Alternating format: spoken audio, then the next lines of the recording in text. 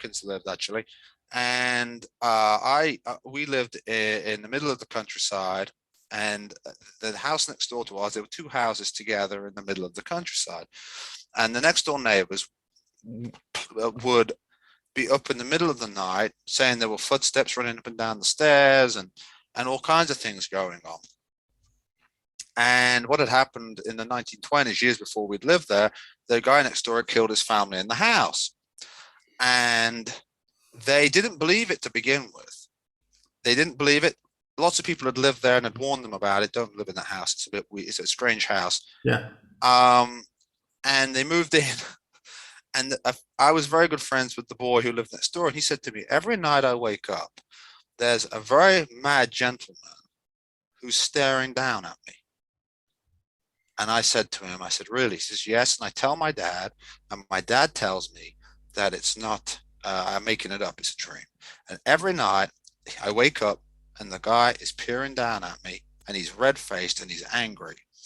And I said to him, I said, well, what are you going to do about it? He says, well, not much. My parents won't listen to me. And they didn't listen to him. No dogs would go in that house. Not even, they didn't even have problems with things like insects or any kind of wildlife. Nothing would go in that house. This was the middle of the countryside. Nothing would go near that house.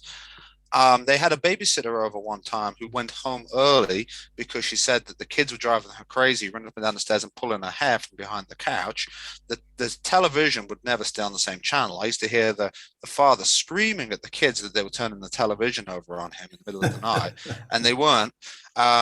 And the strangest thing of all was my father was an agricultural worker, and he and one of his friends or one of his co-workers were coming back from late night harvesting, and they went past our house, and there's a yard in front of our house, and they saw this little girl walking around on the front of the house.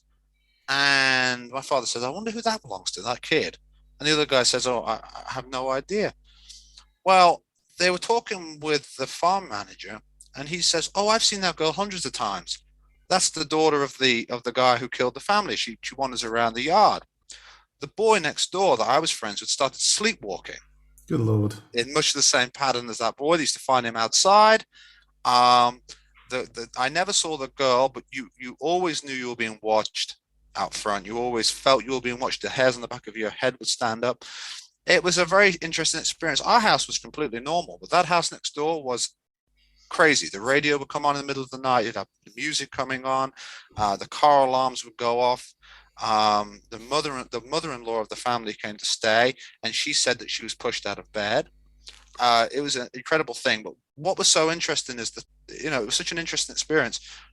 I've always thought that was the, a really clear indication of life after death, of a soul who's tormented on earth.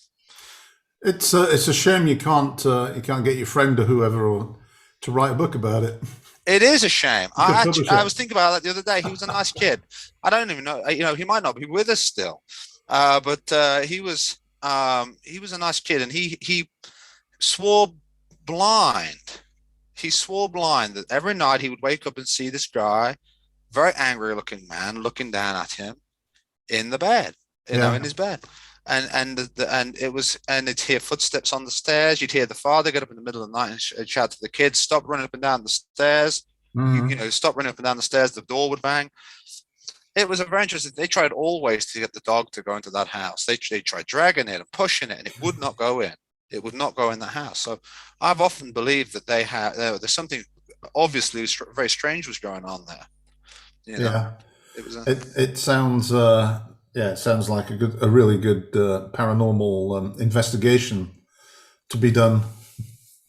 Well, I'll tell you one thing that I remember happening. One night, the mother of the house came around to my parents and said, can I stay around here for a little bit? The kids are at my mother's house, and can I stay with you and watch television? And my father says, well, we're about to have dinner, but you can go on through.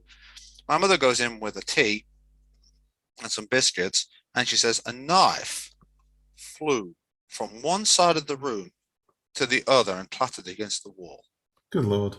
And my mother says, I can't believe that. They were very much in the case of, I can't believe that. But that's what they claimed. I mean, that Yeah. was the situation they claimed. It was a very interesting. Yeah. It was kind of interesting. You could hear when things were going on there because the walls were paper thin. So But it always poltergeist amazed. element to it as well, by the sound of it.